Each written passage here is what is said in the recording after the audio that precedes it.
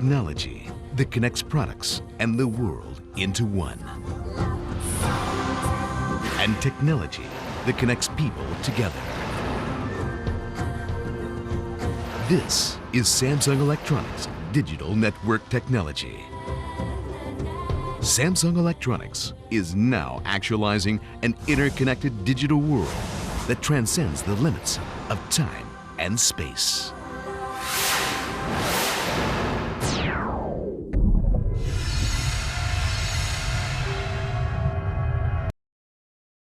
Sekarang kan lagi zamannya DVD nih, tapi kalau di komputer saya cuma ada CD-ROM gimana? Oh, itu gampang. Jadi misalnya tinggal pilih aja mau tambah drive lagi. Jadi komputernya ada dua, CD-ROM drive DVD dan ya? DVD drive, atau misalnya mau jadi CD-ROM drive-nya diganti menjadi DVD-ROM drive.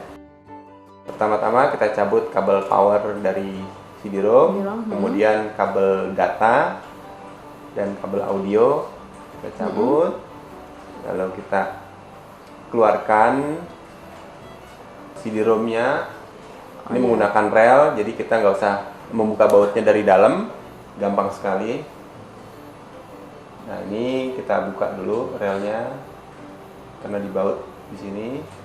Jadi ngebuka CD-ROM-nya nggak usah dari casing, cukup dikeluarkan relnya, kita buka baut-bautnya. Kemudian kita siapkan DVD ROM. Jangan lupa Yang perlu diperhatikan? ya, perlu diperhatikan jumpernya. Ya? Jangan sampai salah jumpernya. Posisinya harus sama ya? Ya betul, posisinya harus sama. Ini posisinya kelihatan sekali. Nah, kemudian Lalu kita pasang rel-relnya pada kedua sisi. Setelah relnya terpasang pada kedua sisi DVD, kita masukkan relnya.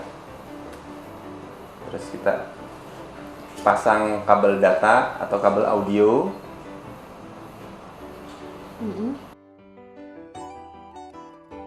Kemudian kabel data, jangan sampai salah. Lalu terakhir kabel power.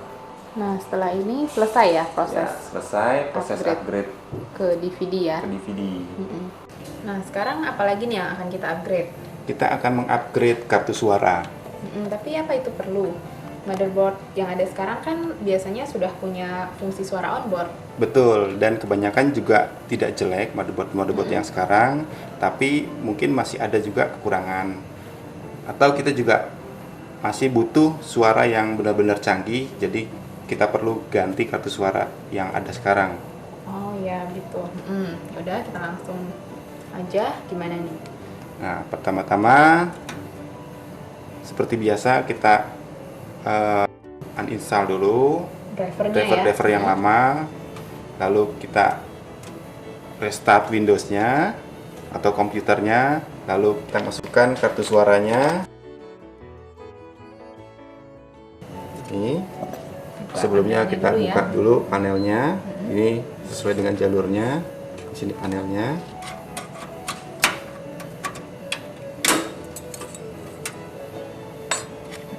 Kita tancapkan ke suaranya. Kemudian baru dibaut ya. Kemudian dibaut. Setelah itu kita tutup kembali casingnya. Kemudian kita sambungkan kabel-kabelnya seperti tadi seperti ya. tadi. Dan jangan lupa setelah Windows-nya nyala, kita masukkan drivernya. Nah, sekarang untuk akses internet. Kita akan mengupgrade modem supaya koneksinya lebih lancar. Tapi apa dengan mengupgrade modem itu koneksinya dijamin lebih lancar? Sayangnya nggak semudah itu, banyak faktor-faktor lain seperti kondisi jaringan telepon, terus kinerja komputer, dan masih ada lainnya. Gitu. Oke.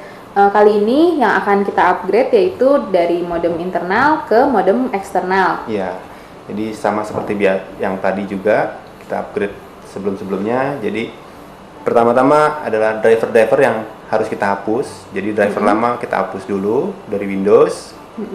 Kemudian kita buka casing, kita buka baut modem internalnya, Kita buka, kita cabut kartu modemnya yang internal ini. Nah, pemirsa nih jangan lupa kita tutup lagi. Setelah kita angkat modem internalnya, kita tutup panel belakang. Terus kita siapkan modem eksternal. Ini modem eksternalnya. Modem eksternalnya dari Prolink V92 tipe Tornado. Terus Yang ini juga drivernya driver-drivernya ya, kita disiapkan siapkan. Sama kabel-kabelnya ya, jangan lupa. Ini kabel telepon, kemudian kabel data dan adaptor. Setelah siap, kita pasang kabel-kabelnya. Sebelumnya kita tutup dulu casing. Setelah kita tutup, kita siapkan kabel data yang kita masukkan ke dari port serial. Nah, ini perbedaannya bisa dilihat di sini. Untuk yang masuk ke modem itu ada jarum-jarumnya. Kita masukkan ke modem. Posisinya juga nggak mungkin terbalik.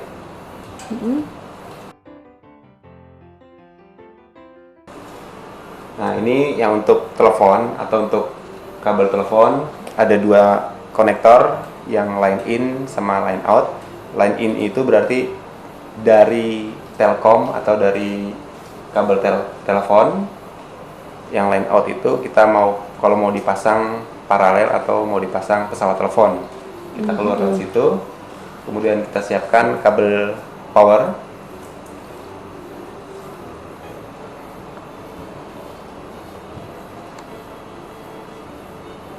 Lalu kita masukkan kabel datanya ini ke COM 1. Oke. Nah, setelah itu udah siap digunakan ya. Udah siap digunakan modemnya.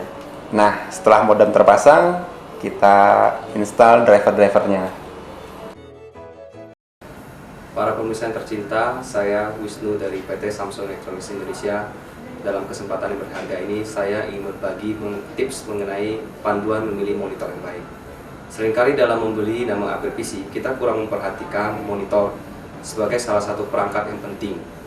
Monitor adalah perangkat yang jarang sekali diganti oleh pengguna dan bisa digunakan minimal 4 tahun. Namun monitor sangat berpengaruh dalam kualitas kerja dan kesehatan mata Anda. Lakukanlah investasi yang benar dan untuk membeli monitor yang berkualitas. Terlebih lagi bagi Anda yang sehari-hari banyak menghabiskan waktu di depan monitor. Mengapa mengorbankan mata Anda dengan memilih monitor yang tidak berkualitas? Berikut beberapa tips untuk memilih monitor yang baik. Pertama, ukuran diagonal monitor semakin besar semakin lega. Ukuran diagonal monitor diukur dalam satuan inci. Bagi Anda untuk pengguna pengolahan data, word processing dan spreadsheet, monitor ukuran 15 inci sudah memadai. Sedangkan bagi Anda pengguna CAD, graphic design, dan web design, monitor yang ideal adalah ukuran 17 inci. Kedua, resolusi dan refresh rate. Pilih yang sesuai dengan kebutuhan Anda sehari-hari. Resolusi yang semakin tinggi akan menghasilkan tampilan semakin tajam. Resolusi standar untuk ukuran web dan pengolahan dokumen adalah 1024x768. Bagi Anda pengguna CAD design, web design, ataupun graphic design, disarankan untuk memilih monitor yang mempunyai resolusi lebih besar daripada 1024x768. Selain resolusi, hal yang perlu kita perhatikan adalah refresh rate. Pilihlah monitor yang menggunakan refresh rate minimum 85 Hz